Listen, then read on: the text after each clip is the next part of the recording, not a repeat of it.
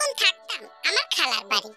মা বাবা দুজনেই রোড অ্যাক্সিডেন্টে মারা যাবার পর আমার জায়গা হয় খালার বাড়িতে। খালার দুই মেয়ে, জেনি আর জিমিন আপা। আর ছিল খালার এক ছেলে, নাম জাঙ্কুক। জাঙ্কুক ভাই আমার থেকে বছর পাঁচেক বড়। আমার যখন 8 বছর, তখন জাঙ্কুক ভাই 13 বছর। ওই 13 বছরে জাঙ্কুক ভাই ছিল অনেক গম্ভীর। আমার ভয় করতো তাকে। বড় হবার সাথে সাথে তার গম্ভীরতা যেন আরো বাড়তে থাকে। জিমিন আপা আর জেনি আপা ওরা খুব মজার মানুষ ছিলেন, অনেক আদর করতেন আমাকে। খালা খালু কখনো আমাকে তাদের পরিবারের বোঝা বা বাড়তি কেউ মনে করেনি। কিন্তু আমি যেন নিজের মনেই নিজে কুঁকড়ে থাকতাম, নিজেকে আশ্রিত মনে হতো। অনেক কিছু করতে চাইলেও করতাম না, মনে হতো এসব আমার জন্য না। এভাবেই দিন যেতে লাগলো। জিমিন আর জেনি আপারও বিয়ে হয়ে গেল। জেনি আপা থাকেন আমেরিকায়, আর তার ছোট্ট একটা ছেলেও রয়েছে। আর জিমিন আপা থাকে চট্টগ্রামে, 2-1 মাস পর পর বেড়াতে আসেন। আমি এখন অনার্স প্রথম বর্ষের ছাত্রী। আর জাঙ্কুক ভাই পড়াশোনা শেষ করে সবেমাত্র একটা চাকরিতে ঢুকেছে। উনি তার ছোটবেলা থেকেই আরো গম্ভীর হয়েছেন। প্রয়োজনের বাইরে একটা কথা উনি বলতেন না। আমার মনে হয় উনি আমাকে সহ্য করতে পারেন না। থাক, তাতে আমার কি, আমি হলাম আশ্রিতা, আমার এত কথা মনে হলে তো চলবে না। খালা একবার ওনাকে বলেছিল অফিসে যাওয়ার পথে আমাকে কলেজে নামিয়ে দিতে। উনি এমন ভাবে খালার দিকে তাকালেন যে খালা নিজেই ভয় পেয়ে গেল। আমি কোনো রকমে বললাম লাগবে না, আমি আমার মতোই আসা যাওয়া করতাম। এর মধ্যেই একদিন জিমিনা আপা এলেন ওনার দেওরকে সাথে নিয়ে। জিমিনা আপা থাকতেন মাসখানেক, আর ওনার দেওর কি একটা অফিসিয়াল কাজ পড়েছে, তাই 2-3 দিন লাগবে। ওনার দেওর অনেক গল্প করতে পারেন। একদিন বিকেলে ছাদের গাছগুলোতে পানি দিচ্ছিলাম, তখন জিমিনা আপার দেওর এলেন। টুকটাক কথা বলছিলাম, এমন সময় জাঙ্কুক ভাই ছাদে এসে আমার দিকে এমন ভাবে তাকালেন, আমি আস্তে নিচে নেমে গেলাম। আমি পারতপক্ষে ওনার সামনে পড়তে চাই না। জিমিন আপার দেবর চলে গেলেন। গিয়েই উনি জিমিন আপাকে ফোন করে বললেন আমাকে বিয়ে করতে চান। জিমিন আপা তো সাথে সাথে খালাকে জানালেন, আর আমার মতামত জানতে চাইলেন। আমি আগে পিছে চিন্তা না করেই বললাম আমি রাজি। আসলে আমি আর আশ্রিত হয়ে থাকতে চাই না, আমার নিজের একটা ঠিকানা চাই। জিমিন আপা এই বিয়ে নিয়ে খুব উচ্ছ্বসিত। আমার মন্দ লাগছে না। সেদিন সন্ধ্যায় জিমিন আপা আর আমি গল্প করছিলাম। জাঙ্কু ভাই এসে বলল, তে তুই যা, আমি আপার সাথে কথা বলবো। আমি বের হয়ে গেলাম। আপার সাথে ওনার কি কথা হলো জানি না, তবে জিমিন আপা রুম থেকে বের হয়ে খালার কাছে গেলেন। একটু পর খালা আমাকে ডাকলেন। আমি খালার কাছে যেতেই খালা আমাকে জড়িয়ে ধরে আমার কপালে চুমু খেয়ে বললেন, আমার মনের আশা পূরণ হয়েছে রে মা। যে কথা কখনো মুখ ফুটে বলতে পারিনি, তাই আজ পূরণ হচ্ছে। কি আশা খালা? জাঙ্কুক তোকে বিয়ে করতে চায়। আমি মনে মনে কতবার ভেবেছি, কিন্তু মুখে বলার সাহস পাইনি। আর জাঙ্কুক নিজের মুখেই জিমিনকে বলেছে। এই কথা শোনার পর আমার পায়ের নিচ থেকে যেন মাটি সরে গেল। জাঙ্কুক আমার কাছে এক আতঙ্কের নাম। আমি কিভাবে, না, আর ভাবতে পারছি না। কিন্তু খালা, আমি এই বিয়ে করতে পারবো না। কেন রে? আমার জাঙ্কুক তো খারাপ ছেলে না। না না, আমি তা বলিনি। তাহলে কেন রাজি হলি না তুই? খালা, আমি জাঙ্কুক ভাইকে খুব ভয় পাই। ধুর পাগলি, এটা কোনো কারণ হলো? সব ঠিক হয়ে যাবে। কিন্তু খালা, আর কিন্তু না। যা, জিমিনের সাথে কথা বলে সবকিছু ঠিকঠাক করে নি। বিয়ে তো আর ছোটখাটো কোনো ব্যাপার না। আর আমি জেনিকে ফোন দিয়ে সুসংবাদটা জানিয়ে দিই। বুঝলাম খালাকে বলে কোনো লাভ নেই, কিন্তু কাকে বলবো? কে বুঝবে আমার কথা? জেনি আপাকে বলবো। জেনি আপাও খুশি। উনি বলেছেন যত তাড়াতাড়ি সম্ভব বিয়ে পড়িয়ে রাখতে। উনি আসলে ধুমধাম করে অনুষ্ঠান হবে। ওনার জন্য যেন বিয়ে না পিছোয়। আমার বুক ঠেলে কান্না আসছে। কার কাছে যাব? কে বুঝবে আমার ব্যথা? হঠাৎ করে খালুজানের কথা মনে পড়লো। হ্যাঁ, খালুজানি পারবে সবকিছু ঠিক করতে। আমি দৌড়ে খালুজানের রুমে চলে গেলাম। খালুজান তখন বারান্দায় বসে আছেন।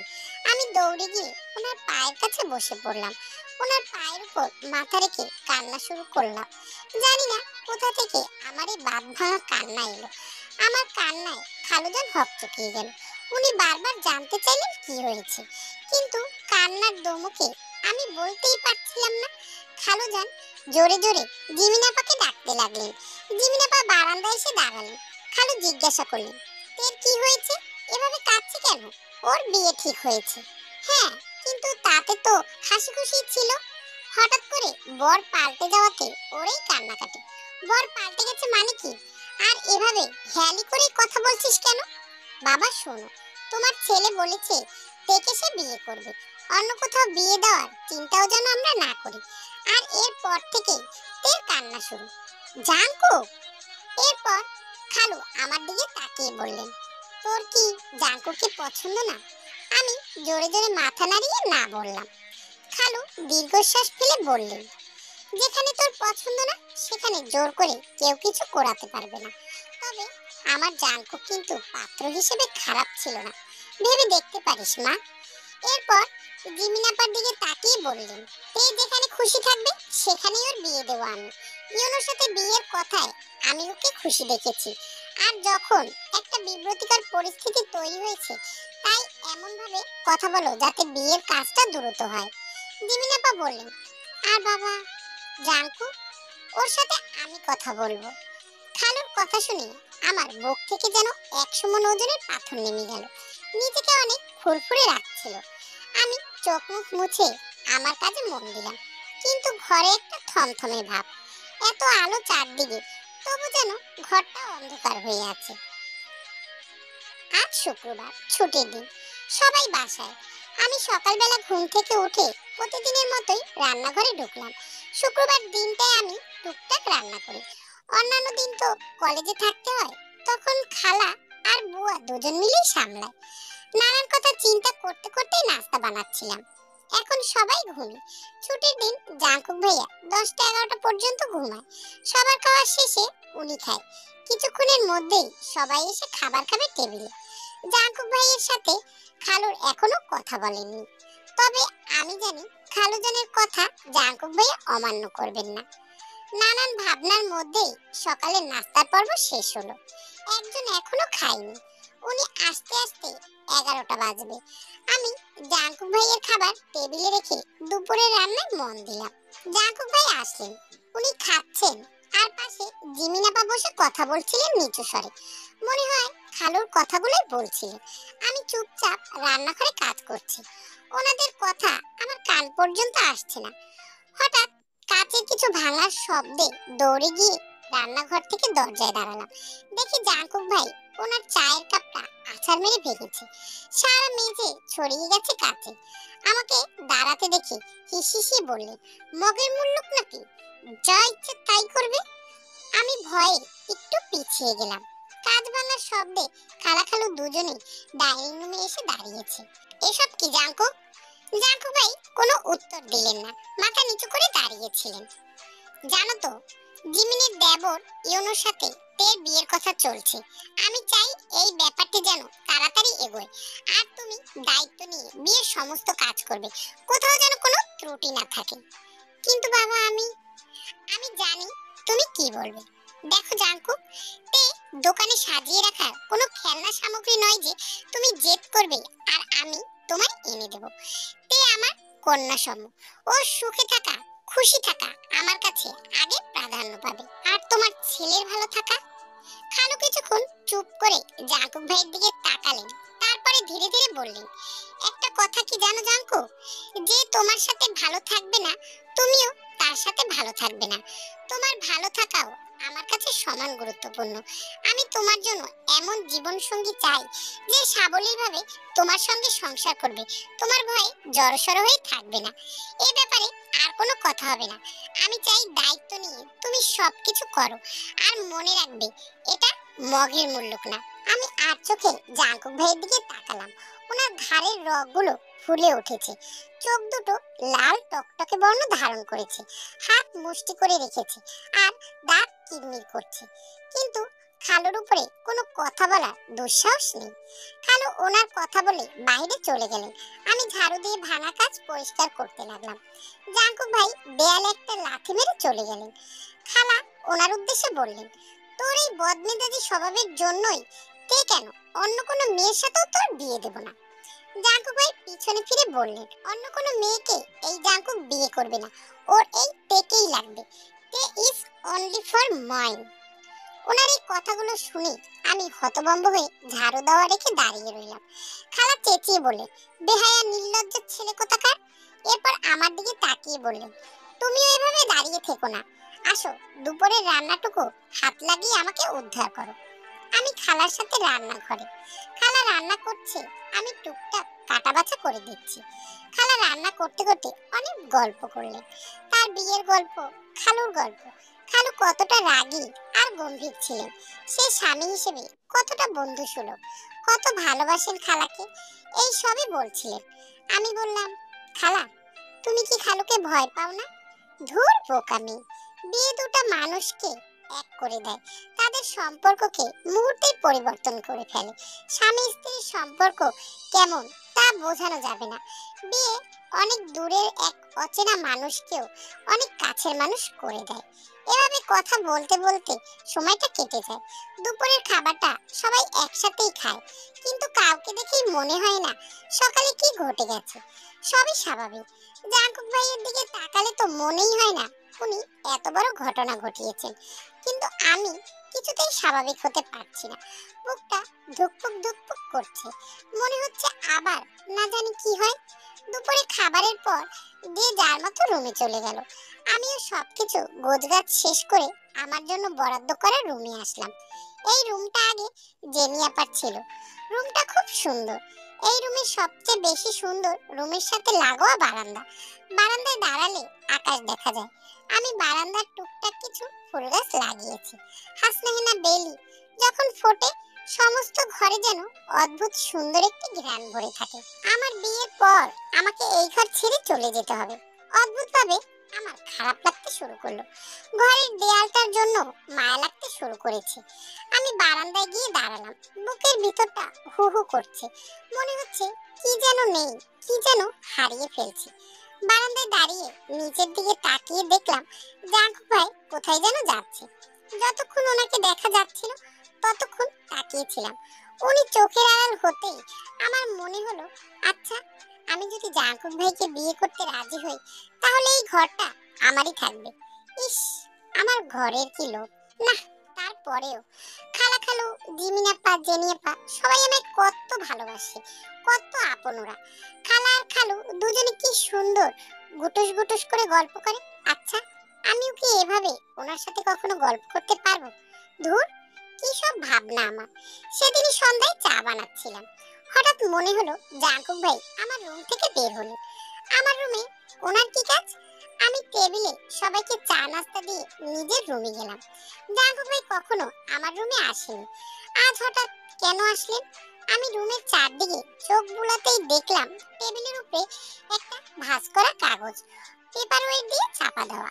আমি কাগজটা হাতে নিয়ে দেখি চিঠি।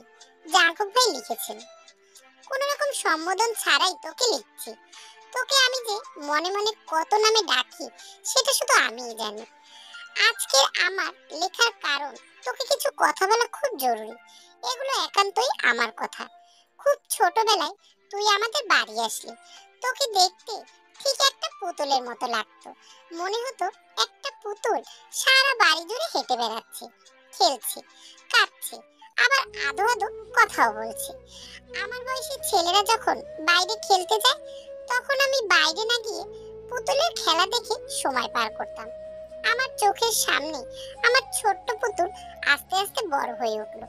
সে যত বড় হচ্ছিল ততই যেন তার চোখ দুটো বিষণ্ণতায় ভরে উঠছিল।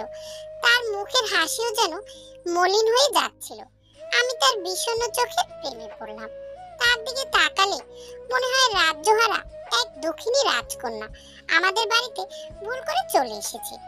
যত দিন যেতে লাগলো আমি এই দক্ষিণী রাজকন্যাকে পাগলের মতো ভালোবাসতে শুরু করলাম। আমার মনে হতো এই দক্ষিণী রাজকন্যার সব দুঃখ আমি একদিন দূর করে দেব। তার জন্য একটা রাজ্য গড়ব যেখানে সে রানীর মতো থাকবে। এজন্য আমি নিজেকে তৈরিও করেছিলাম। আমার আরো কিছু সময় লাগতো, কিন্তু সবার চাওয়া তো আর পূরণ হয় না। কিছুটা পাগলামি হয়তো করে ফেলেছি। শুনতে বাবার কথা অমান্য কখনোই করিনি। আর করবো না। তোর বিয়েতে যে দায়িত্ব বাবা আমাকে দিয়েছে তা আমার পক্ষে পালন করা সম্ভব নয়। তবে আমি ইউনোর সাথে কথা বলেছি, ওরা হয়তো 2-1 দিনের মধ্যেই আসবে। এরপর যতটা দ্রুত পারা যায় সবকিছু দ্রুতই হবে। ইউনো বোধহয় তোকে নিয়ে দেশের বাইরে সেটেল হবে এমনই ইচ্ছে ওর। আমি আমার মতো করে ওর সাথে কথা বলেছি, কিন্তু সামনে থেকে সবকিছু সহ্য করা সম্ভব নয়। আমি দেখতে পারবো না, যার জন্য আমি মনের ভিতরে একটা সাম্রাজ্য গড়েছি তা ভেঙে চুরমার হয়ে যাচ্ছে।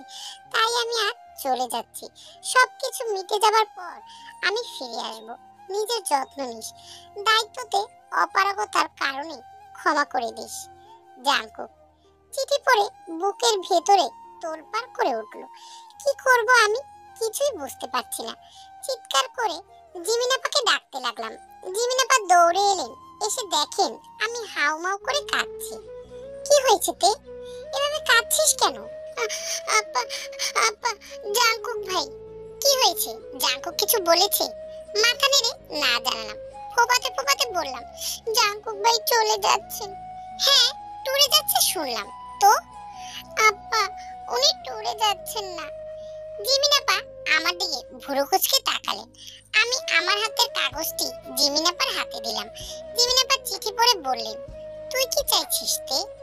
আমি কাঁদতে কাঁদতে বললাম, আমি জানি না আপা, আমি সত্যিই জানি না। আমি জানি। এরপর জিমিনাপা আমার হাত ধরে ডাইনিং রুমের দিকে নিয়ে যাচ্ছেন আর জাঙ্কুক ভাইকে ডাকছেন। জাঙ্কুক ভাই এলো। জিমিনাপা জাঙ্কুক ভাইকে বললেন, তোর কোনো ট্যুরে যাওয়া হচ্ছে না, আজকে তোর বিয়ে, যা বিয়ের জন্য তৈরি হ। খালুজানকে বললেন, আব্বা আজকেই তে আর জাঙ্কুকের বিয়ে, আপনি সব ব্যবস্থা করেন। হঠাৎ করে এগুলো কি বলছিস জিমি? হ্যাঁ বাবা, আর বিয়ে তো হঠাৎ করেই হয়। খালু একটু গড়িমসি করছিলেন, কিন্তু খালা বলে দিলেন, যত রাতই হোক বিয়ে আজকেই হবে। জিমির আব্বা আপনি বিয়ের ব্যবস্থা করেন।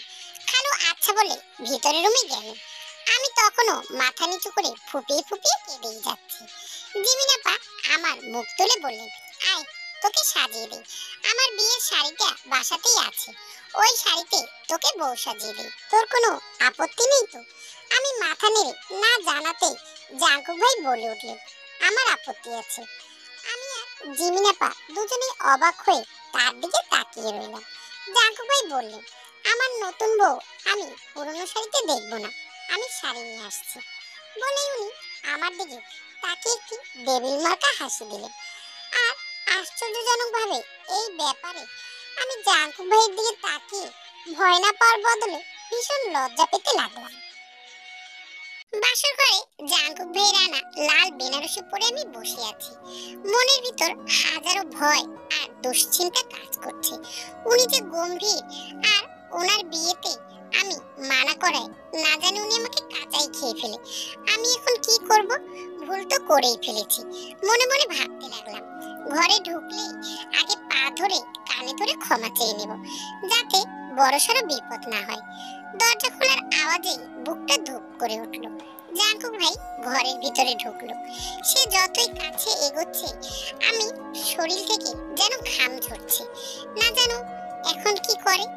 হঠাৎ জাঙ্কুক ভাইয়া আমার কাছে এসে ঘুমটা সরিয়ে বললেন, জানিস আমার কতদিনের ইচ্ছে তোকে বউ সাজে আমার ঘরে তোকে দেখবো, আর তুই কিনা সব ব্লেন্ডার করে দিচ্ছিলি।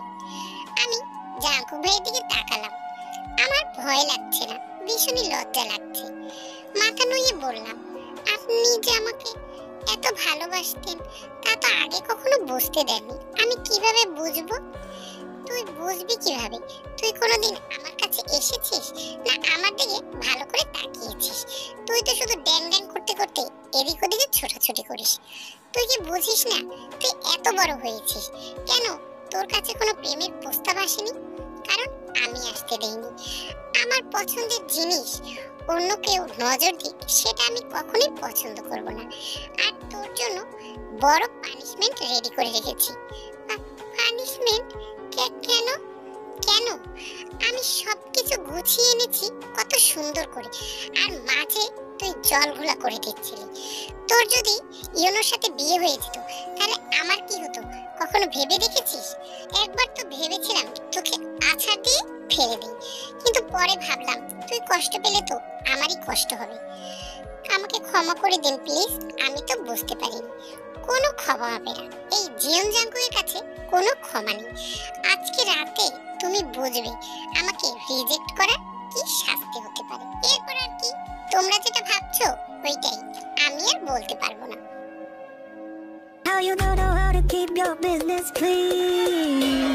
Mommy, I know daddy's getting hot, and the one is hot, doing something on. গল্পটি ভালো লাগলে অবশ্যই চ্যানেলটিকে সাবস্ক্রাইব করে দিও। আল্লাহ হাফেজ।